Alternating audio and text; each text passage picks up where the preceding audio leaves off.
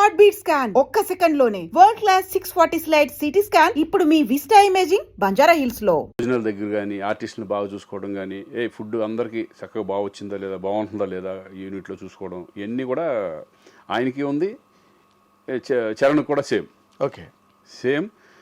Charan is అంటే అనేలాగా dignified, అంటే ఎక్కడ చాలా పెద్ద, చాలా మెచ్యూర్డ్ గాయ్. చాలా ఈజ్ వెరీ ఇంటెలిజెంట్, చాలా మెచ్యూర్డ్ గాయ్. స్టబ్బన్ చక్కగా నీట్గా ఉంటుంది. కానీ ఆర్టిస్టులు పలకరించే విధానం కానీ అందరినీ ఓన్ చేసుకోవడం కానీ ఇవన్నీ సూపర్గా. ఇప్పుడు అన్నయ్య సేమ్ అందరూ, ఇప్పుడు అన్నయ్య సెట్కి వెళ్తే కమెడియన్స్ కానీ వాళ్ళు అందరితో కలిసి ఒక భోజనం చేయడం చేస్తూ ఉంటారు, అందరిని దగ్గర తీసుకుని మాట్లాడుతూ ఉంటారు కూర్చొని. సేమ్ అదే చరణ్ కూడా. అవునా? చాలా మీ ఇద్దరి మధ్యన ఎట్లా ఉంటుంది ఇంటిమసీ? చాలా బాగుంటుంది. అన్న అంటాడు. అవునా? చాలా మంది అంటే కొంతమంది అయితే యాక్చువల్గా బాబాయ్ అంటారు, అనవచ్చు కానీ బట్ నన్ను అన్న అంటారు. ఓకే, అన్న అనుకుంటూ ఈజ్ రెస్పెక్ట్ చాలా బాగా ఇస్తారు. ఎందుకంటే అన్న దగ్గర నుంచి వచ్చిన చాలా రెస్పెక్ట్గా. అసలు బాగా ఇష్టంగా నీకు రామ్ చరణ్లో ఈ ఇష్యూ నాకు భలే ఇష్టం అని నీకు నాకేంటంటే decent, is very decent person. Stubborn and decent. ఆ డీసెన్సీ, ఆ హుందాతనం అది బాగా నచ్చుతుంది నాకు. ఓకే, ఆ హుందాతనం అనేది ఇప్పుడు నాకు తెలిసి కొంత ఈ ఏజ్లో కొంచెం ఒక రకంగా వేరే ఉంటుంది. అదే ఏజ్ అలాంటిది. కానీ ఆ ఏజ్లో కూడా ఈజ్ వెరీ మెచ్యూర్డ్ పర్సన్.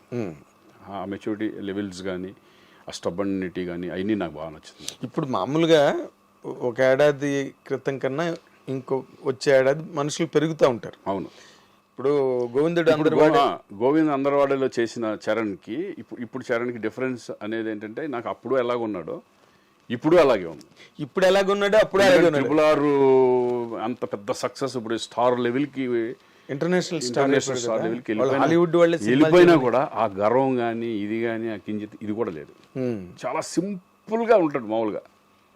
ఇప్పుడు బయట వాళ్ళకి చరణ్ అమ్మో అన్నట్టు ఉంటుంది కానీ బట్ సెట్కి వచ్చేసిన తర్వాత హీఈస్ వెరీ సింపుల్. ఎందుకంటే ఇంటర్నేషనల్ స్టార్ హాలీవుడ్ వాళ్ళే సినిమాలు చేయమని అడుగుతున్నారు పక్కన. లేదండి, ఇప్పుడు నేను అనేది ఏంటంటే, ఇప్పుడు తారక్తో చేస్తున్నప్పుడు ఫస్ట్ సినిమా నేను తారక్తో చేస్తున్నా. ఫస్ట్ టైం తారక్ కూడా నాకు ముందు నుంచి తెలుసు. నేను సినిమాలు చేయకపోయినా బిగినింగ్ నుంచి మా ర్యాప్ ఉంది. ఎలా? మేము ఫస్ట్ బిగినింగే మా ఇంటి పక్కన అక్కడ శ్రీనగర్ కాలనీలో ఉండేవాడు, ఇంకా హీరో అవ్వాలి అప్పుడు. అప్పటి నుంచి తెలుసు నాకు. అప్పుడు ఆయన ఏంటంటే ఎనర్జీ లెవెల్స్ ఎక్కువ, పట మాట్లాడతా చక్కగా గోల చేస్తూ ఉంటాడు. అది ఇప్పటికి తగ్గల. అవునా? ఇప్పుడు అదే సరదా, అదే గోలగా ఉంటాం, ఒకసారి ఏడిపించడం ఈ టైప్లో. అంటే వాళ్ళు మారలా, యాజ్ ఇట్ ఈజ్ అలాగే ఉన్నారు. ఇమేజ్ పరంగా ఇమేజ్లు మారతాయి కానీ పర్సనాలిటీ మారలా. అదే మనుషులుగా అలాగే ఉన్నారు, పర్సనాలిటీ మారలా. అది నాకు బాగా.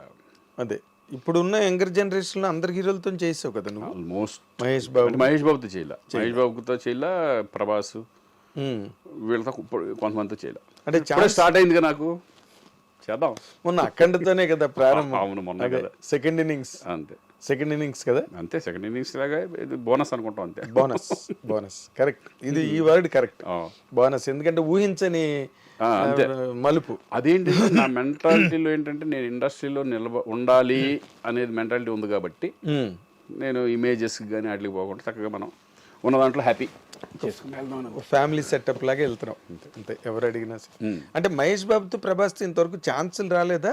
ఇప్పుడే వచ్చి మిస్ అయ్యాయా? లేదు, రాలా. ఎప్పుడు అనుకోలేదు, అంటే తారక్తో నేను అనుకోలేదు, ఎక్స్పెక్ట్ చేయలే. ఇప్పుడు దేవరాలో తారక్తో వచ్చింది అవకాశం. అలాగే చూసి ఇవి కూడా ఎప్పుడన్నా వస్తాయి, చూద్దాం.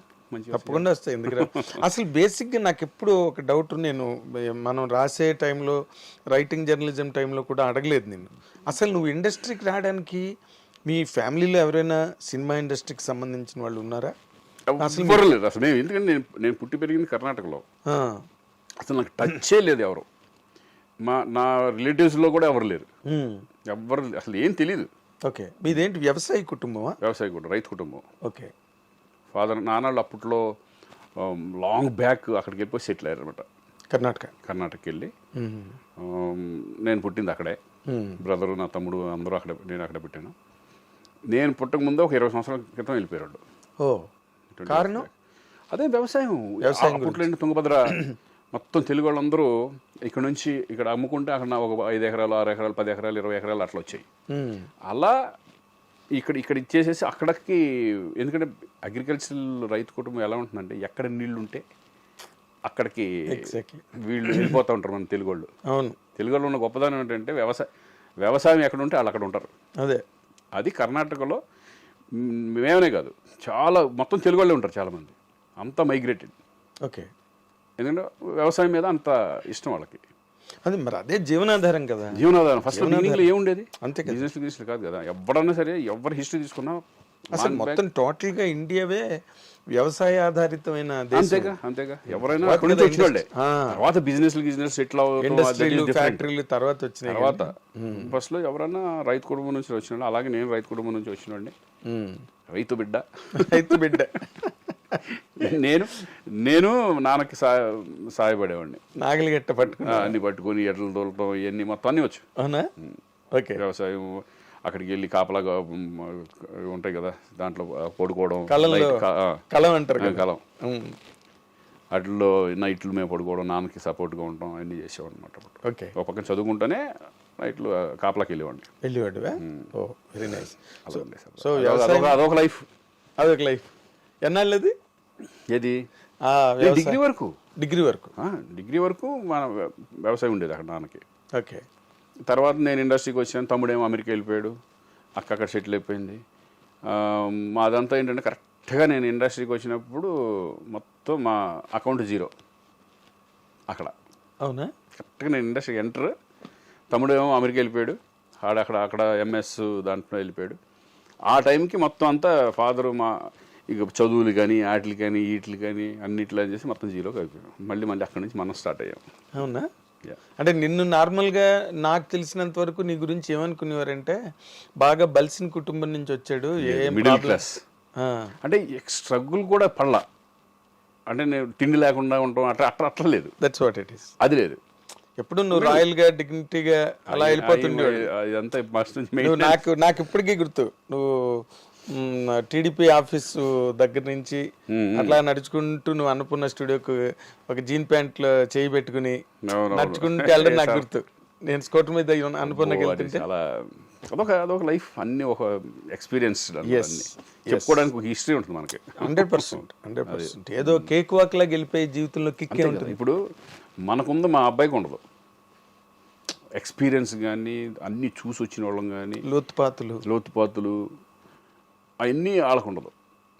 మనంతా ఆల్రెడీ కేక్ వాక్ వాళ్ళు ఇప్పుడు కావాల్సింది ఏంటంటే వాళ్ళు కష్టపడడం, దీన్ని చెడగొట్టుకోకుండా వాళ్ళు వెళ్ళిపోవడం అనేది మెయిన్ ఇంపార్టెంట్ ఇప్పుడు. ఎస్.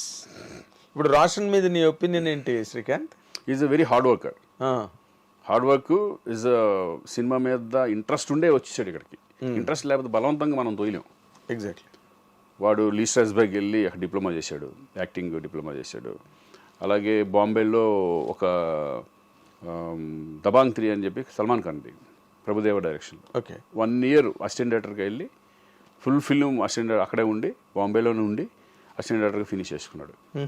ఆ ఎక్స్పీరియన్స్ కూడా వాడు మొత్తం అంతా తెలుస్తుంది, గ్రౌండ్ అంతా తెలుస్తుంది కదా. అవును.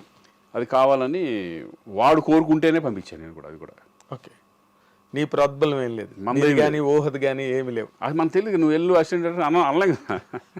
వాడు నాన్న నేను ఇది చేయాలనుకుంటున్నాను, నేను ఇట్లా అనేప్పటికీ అప్పుడు ప్రభుదేవ బాగా తెలుసు కదా, అక్కడ హిందీలో ఫుల్ బిజీగా ఉన్నాడు కదా. ఒకసారి మాట్లాడే ఇంట్లో, సూపర్ ఐడియా, పంపించేసే, నో ప్రాబ్లం అన్నాడు. పెట్టేసాం అన్నమాట. ఓకే. అందుకేంటంటే సినిమా మీద ప్యాషన్ ఉన్నాడు, బాగా కష్టపడతాడు, సినిమా మీద ప్యాషన్. ఇక నెక్స్ట్ ఏంటంటే ప్లానింగ్, ఇంకా మనకు తెలియదు ఏముంది, ఇండస్ట్రీ టైటిల్ తోనే మళ్ళీ సినిమా రావడం. అక్కడ నుంచి ఇప్పుడు నెక్స్ట్ ఇప్పుడు వృషభ అని జరుగుతుంది, మోహన్ లాల్ అండ్ రోషన్ది. ఇప్పుడు అది రన్నింగ్లో ఉంది. మార్చి నుంచి మన స్వప్నవర్ధ స్టార్ట్ అయిపోతుంది, Vyjayanthi movies. Very good. Main అది మంచి రెండు డిఫరెంట్ సబ్జెక్ట్స్ పడడం పెద్ద రేంజ్లో. అవునా? ఇంకా దాని తర్వాత ఇంకా ఆడు ఎంత నిలబెట్టుకుంటాడు, ఎంత కష్టపడతాడు అనేది ఆడి మీద వెళ్ళిపోతా ఉంటుంది. ఓకే. అంటే ఇన్ జనరల్గా ఫ్యామిలీ లైఫ్ పాయింట్ ఆఫ్ వ్యూకి వస్తే, బికాజ్ ఐ నో మీరిద్దరు లవ్లో పడడం, మీ ఇద్దరు మ్యారేజ్ చేసుకునే ప్రపోజల్ రావడం, ఇవన్నీ నాకు తెలుసా వాతావరణం. మీ అందరూ ఫస్ట్ నుంచి మా కళ్ళెదురుగుండా జరిగింది. మ్యారేజ్ అయిన తర్వాత తను సడన్ గా స్టాప్ చేసి, మ్యారేజ్ అవడంతోనే ఇంకా లేదు, ఇంకా అన్ని ఫినిష్ చేసింది. నాకు గుర్తున్నాయి అవన్నీ. మ్యారేజ్ అయిన తర్వాత అసలు మీ ఫ్యామిలీ లైఫ్ ఎట్లా నడిచింది శ్రీకాంత్? వెరీ హ్యాపీగా, అంటే ఇంక ఏముంది మీరు చూస్తూనే ఉన్నారుగా. అవును అవును. ఇక పిల్లలు, ఇక తర్వాత అలా అలా అలా హ్యాపీ లైఫ్ అలా హ్యాపీగా వెళ్తా ఉంది. అంటే నాకు ఫ్యామిలీ టెన్షన్ లేదు. అదేలే, ఎప్పుడు అంటే తను ఏ రోజున కెరీర్ వదులుకున్నానని రిగ్రెట్ అయిన సందర్భం? నేను ఇంటర్వ్యూస్ రమ్మంటే నేను రానట్టు ఇప్పుడు ఇంటర్వ్యూ అడుగుతున్నారు నాకు చెప్పలేకపోతున్నానంటే మీరు చేసుకున్నాను చేయాలి.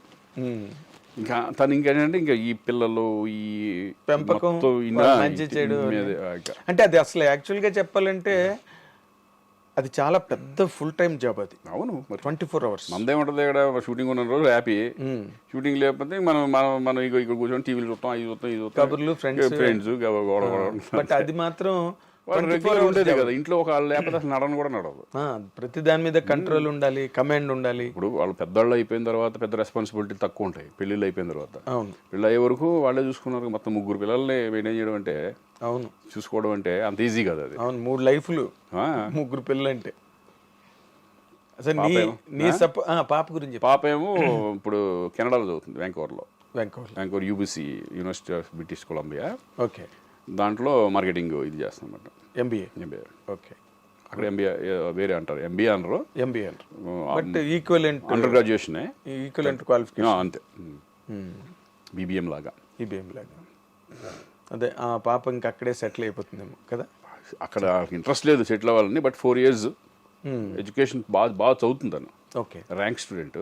ఓకే, అంటే కంపారిటివ్గా రోషన్ కన్నా తను బెటర్ స్టూడెంట్ అంట. ఎస్, రోషన్ కంటే బాగా చదువుద్ది, ఇద్దరు బాగా చదువుతారు, మూడోవాడు కూడా బాగా చదువుతాడు. ఓకే. రోషన్ అంటే మిడిల్, అంటే అటు బాగా చదవడం అంటలేదు, బాగా చదువుతాడు అంటలేదు. అదే తను సినిమా 70 అట్ట సినిమా మెటీరియల్, స్పోర్ట్స్ ఎక్కువ ఇంట్రెస్ట్ వాడికి, సేమ్ నాలాగా. ఓకే. నువ్వు క్రికెట్ ఇష్టం కదా? క్రికెట్ అన్ని గేమ్స్ ఆడేవాడు కాలేజ్లో. అవునా? కాలేజ్లో, స్కూల్లో కానీ ఐఎమ్ ఛాంపియన్ ఆఫ్ చాలా, డిస్కస్లో కానీ, షార్ట్ పుట్ కానీ, కబడ్డీ ఆడేవాడిని, బాల్ బ్యాడ్మింటన్ అని ఉండేది. కానీ ఇప్పుడు మనకి సోషల్ మీడియా వచ్చిన తర్వాత Srikanth, with all due regards to you, ఏంటంటో కొన్ని ఎక్కడి నుంచి జనరేట్ అవుతాయో ఆ న్యూస్లు మాకే షాకింగ్ గా ఉంటుంది. ఎందుకంటే 24 గంటలు ఈ మధ్యకాలంలో వచ్చింది కదా మా ఇద్దరికి డైవర్స్ అని. That's what I'm saying. 24 గంటలు మేము ఇండస్ట్రీలో తిరుగుతాం కదా. అవునవును. ఎక్కడి నుంచి వచ్చిందిరా ఈ న్యూస్ అసలు? నేను అదే అన్నా, ఒకవేళ నిజంగా ఉంటే ఇంతమంది మనకు ఎప్పుడు రెగ్యులర్గా ఉన్న ప్రభు కానీ మీరు కానీ ఇప్పుడు వీళ్ళందరూ రెగ్యులర్ ఉన్న వాళ్ళు అడిగితే చెప్పేస్తారు కదా. ఒకవేళ ఏమైనా డౌట్ ఉంటే నాకే ఫోన్ చేసి అడుగుతారు కదా, మీరు ఏంటి ఇట్లా వచ్చింది నిజమా, అప్పుడు ఫోన్ చేయించి అమ్మ ఏదో అంటున్నారు చూడని. ఇదే జరిగింది మొన్న. ఓకే. న్యూస్ మేము ఇద్దరం అక్కడికి వెళ్తున్నాం, అరుణాచలం వెళ్తున్నాం. అరుణాచలం వెళ్ళేటప్పుడు ఈ న్యూస్ ఇదైపోయింది. ఊహా శ్రీకాంత్ మధ్య అడ్డుగోడలు.